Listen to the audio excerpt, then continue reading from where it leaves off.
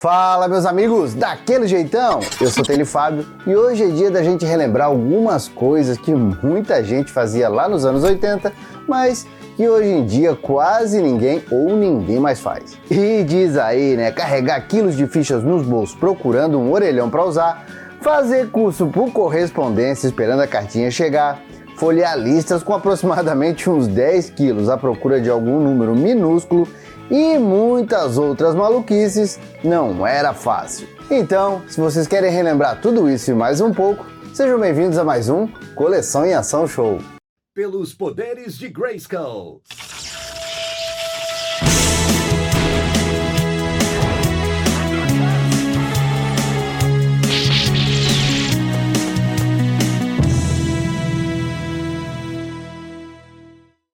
E antes da gente começar o vídeo, eu quero saber bem rapidinho, já tá inscrito aqui no canal, né? Vai que você chegou agora ou já tá aqui um tempinho, né? Tá acompanhando o canal, mas ainda não teve coragem de se inscrever? Faz o seguinte, se inscreve aqui e aproveita para badalar o sininho que eu garanto, a gente vai viajar junto pro passado 2 vezes na semana.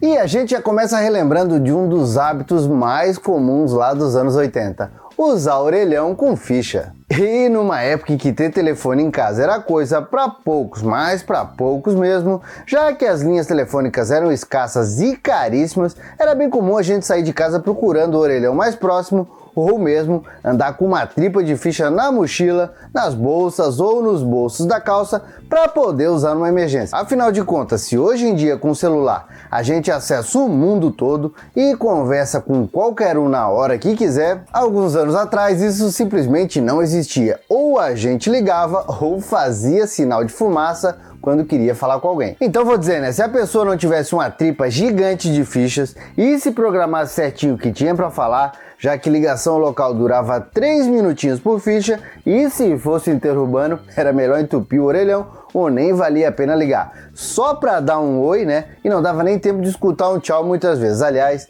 não tinha nada pior do que telefone entupido de fichas ou vandalizado, diz aí.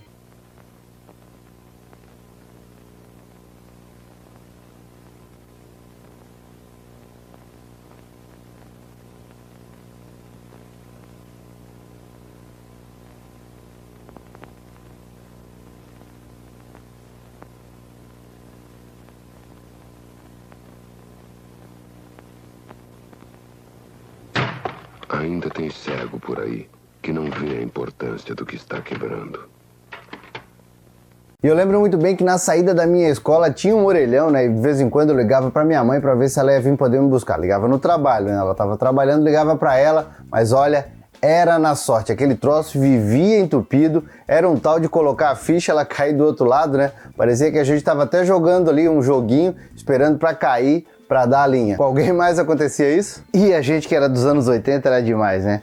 Até com isso a gente conseguia se divertir passando ficha e a gente se divertia também tentando acelerar de volta o maldito disco de descagem, hein? Ainda mais quando tinha que discar o 9 ou o 0, parecia que a gente ia dar a volta ao mundo. E aí, usaram muito desses orelhões com disco de descagem e com ficha? Era um trabalhão, né? Se usaram, comenta aqui pra gente ficar sabendo. E outra coisa bem comum pro brasileiro dos anos 80 era fazer curso por correspondência no Instituto Universal Brasileiro. Pelo menos isso era o que os infinitos anúncios em revistas e em histórias em quadrinhos anunciavam, avisando o leitor para não ficar para trás no mercado de trabalho, já que mais de 1.900.000 pessoas já tinham se profissionalizado por correspondência no Brasil inteiro. E vamos concordar, né? O marketing nas revistas era demais naquela época. Já que eles iam desde anúncios normais falando sobre o Instituto Universal Brasileiro até os mais complexos de 2 páginas ou 3, oferecendo os cursos tradicionais da época,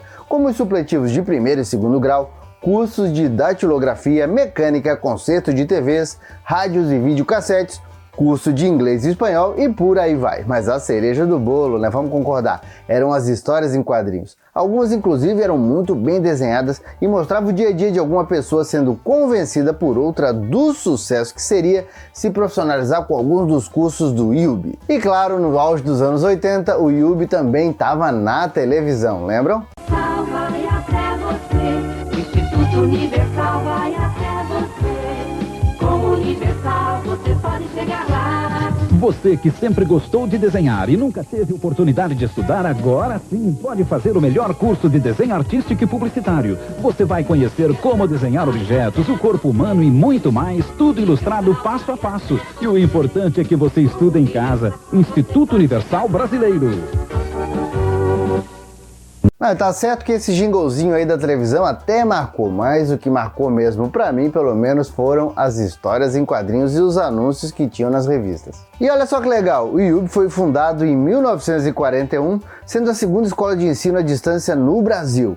E mesmo estando longe do auge lá dos anos 70 e dos anos 80, ainda ministra cursos IAD até hoje. É legal saber, né, que o Instituto Universal Brasileiro se adaptou aos novos tempos e continua ensinando os brasileiros, afinal de contas, mesmo que você nem se tocasse, esses milhares de anúncios em revistas e gibis acabaram fazendo parte da vida de quem viveu os anos 80. Mas agora eu quero saber, já fez algum curso por correspondência no Instituto Universal Brasileiro? Ou conhece alguém que já fez? Deixa aqui nos comentários, eu quero saber qual curso, hein? E se era comum aos jovens procurarem cursos profissionalizantes por correspondência, era bem normal para os pais fazerem assinaturas da revista O Nosso Amiguinho, inclusive incentivados pela escola. Se lembra dessa, né? Essa revista foi criada em 1953 pelo Miguel Malta e nos anos 70 passou a ser colorida e também a dar mais ênfase para a turma do Noguinho, que além do moleque com cara de Denis o Pimentinha, também tinha o Cazuza, a Luísa, o Sabino, o Kiko e a Gina,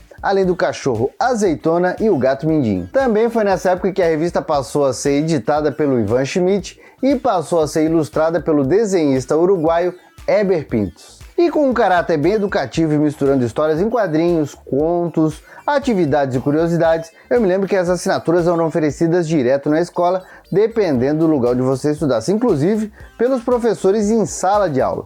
E no auge, né, da publicação durante a segunda metade dos anos 80, isso acontecia direto. Isso também pode ter acontecido por eu ter estudado há alguns anos, né, num colégio adventista, de onde dizem essa revista se originou. Aí eu também não sei, porque ela não tinha nenhum cunho religioso, a única coisa que ela fazia era educar. E eu já vi ela em vários outros colégios. Aliás, né, mesmo em outros colégios, porque eu já estudei em vários colégios, inclusive públicos, sempre tinha na biblioteca uma parte de alguma prateleira dedicada para publicações do Nosso Amiguinho. E vira e mexe, tinha alguma criança lendo, ou levando para casa. E é engraçado como depois que a gente cresce, esse tipo de publicação simplesmente desaparece da vida da gente, né? Tanto é que só recentemente eu descobri que a Turma do Noguinho e a revista ainda existem e inclusive foram reformulados em 2017 para tentar chegar no gosto das novas gerações. E estamos também com muita alegria recebendo o primeiro editor da revista Nosso Amiguinho,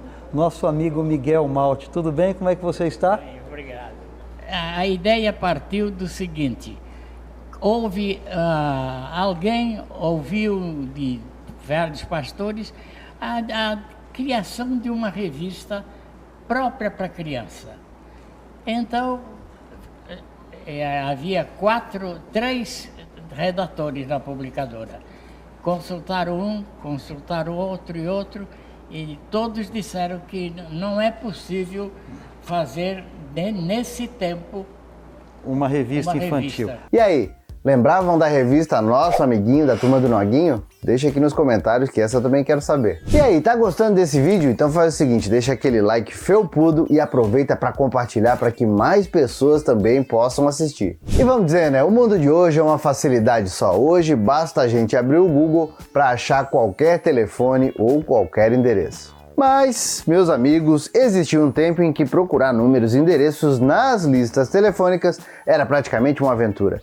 E até motivo de orgulho para quem tinha um número estampado em algum canto minúsculo desses monstros de papel. E se nas páginas brancas você conhecia praticamente os nomes de todos os donos de linhas telefônicas da cidade, separados por nome e rua e com os CEPs de cada linha, eram nas páginas amarelas que estava a diversão, né, para quem queria descobrir o mundo e descobrir tudo o que existia na cidade, no caso, nós crianças. Já que ali naquelas páginas amarelas tinham todos os telefones e marcas dos comércios da cidade, locais que a gente morava, né? Mapas, telefones de emergência, linhas de ônibus, ou seja, tinha tudo. E por lá você literalmente conhecia a cidade e a gente até se divertia vendo os maiores anúncios, que sei lá, porque sempre eram os de empresas especializadas em desentupir alguma coisa. No mínimo estranho, né? Mas, como diz o ditado, estranho é o segundo nome dos anos 80 e dos anos 90, então tá valendo.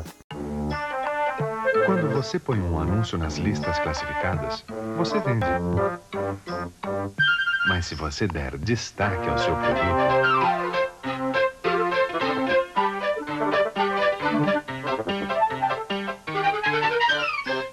ligue 826-3277 e fale com a UESP.